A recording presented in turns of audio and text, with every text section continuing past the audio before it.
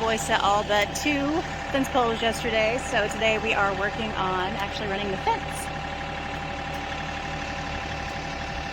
Should be fun.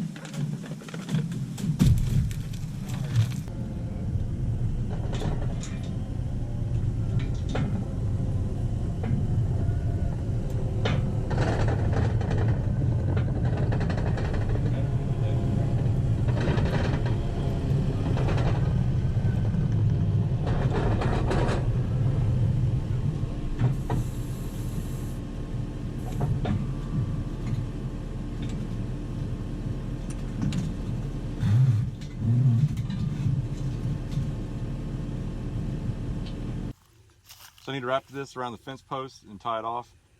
So we don't have enough here. So we just go above the hoop, cut it on each one. And this is on Stay-Tuff's website, or YouTube channel rather. They also have quick connectors, which would be super awesome for this next portion when we go to tie it off, but they're rather expensive.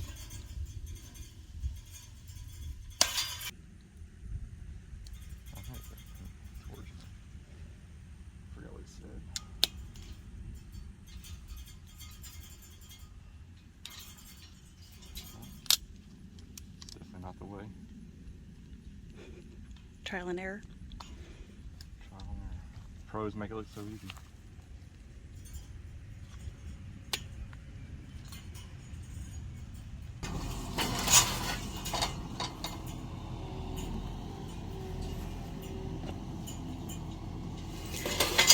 So he said that he called the company that we got our fencing from, and to ask for a few clarifications on how to start the fence out. They said that they start at the corners, they start on the outside, and then, is it line posts? Yeah. They circle into the line post to run the fence on the inside. That way when our goats and hopefully cows or whatever we have in the future, when they push against it, then the weight is actually going onto the poles and the corners, not pushing the fence out.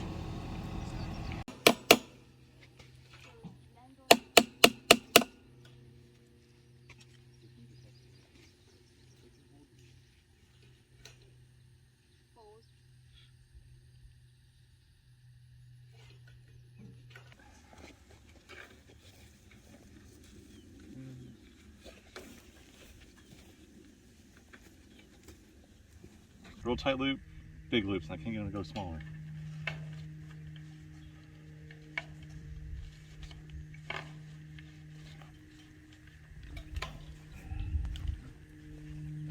It's messy with you. Don't look at my ugliness. Hey babe. Yeah. Chip would be proud of you. You know why? Why? You've got fingerless gloves on. What? What?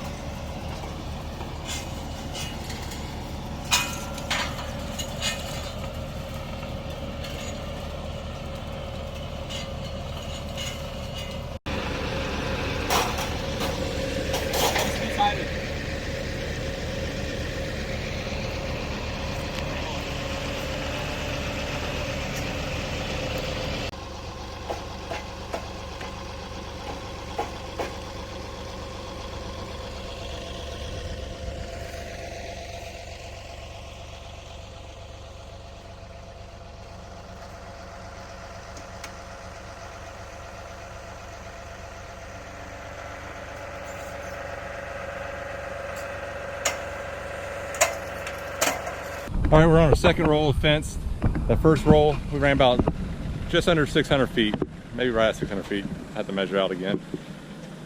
That was a chore. Some lessons learned.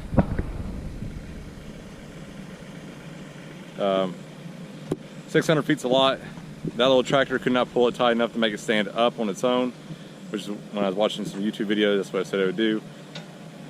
That didn't hold true for us, but we pulled it tight as we could, and we walked along it, helped it stand up, and then put a couple of loose staples in place, and then stretched it even tighter with the Kubota, and then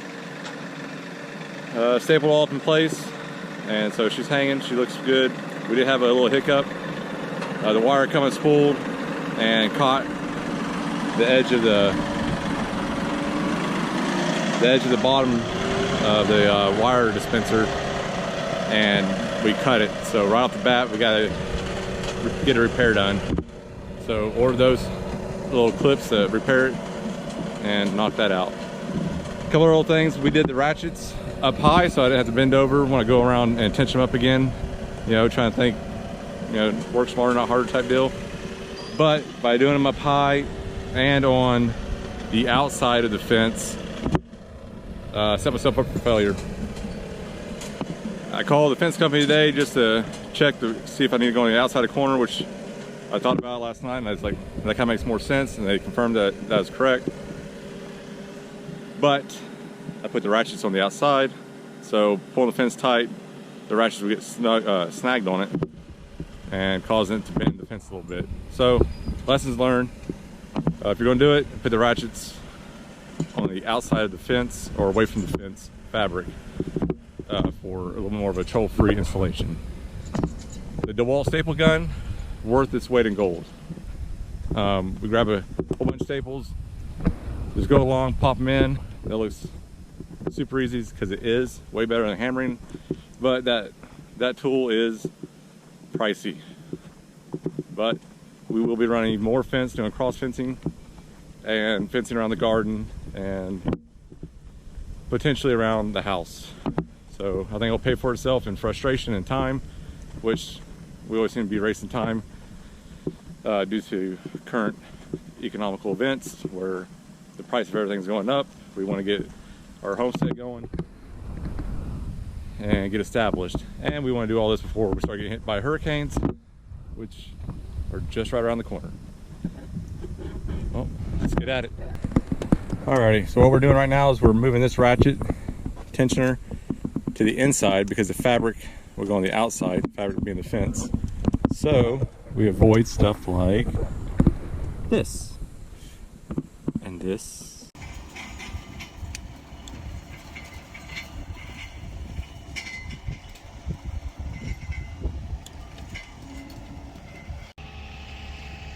Should have gave it to you the first time. Yeah. Were you out of staples? Ran out of staples. It's been like the thing. Completely random. We chug along, staple. He comes over, he wants to help. So I give it to him. Just so happens to be, that's the last staple. It's happened like 5 times already. Almost did it again. Had to give it to him.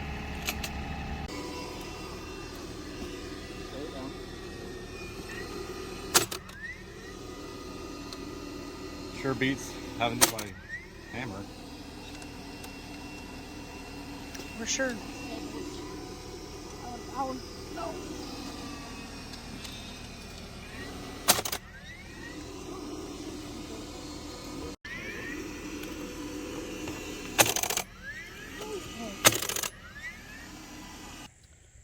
All right, so we snapped this bottom strand of wire when we was using the dispenser. It got hooked on the edge. We didn't realize it and it cut it. It actually mangled this whole area up pretty good, but we was able to readjust all the strands, and then we're gonna try to mend this together with this Gripple Plus. I accidentally stuck it on, and you can't pull it off, but if you take a little bitty Allen wrench or something in nature, stick it in the hole,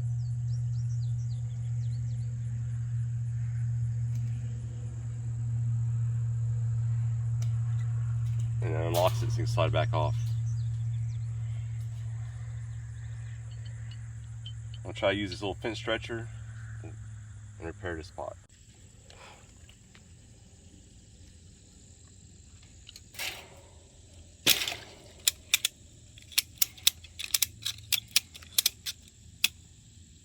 caught on that. I know.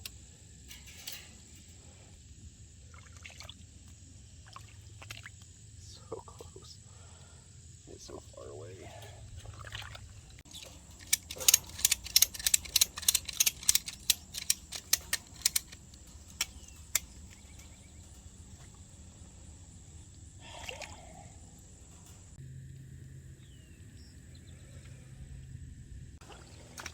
The wire should go all the way through, but that's the best I can do for right now.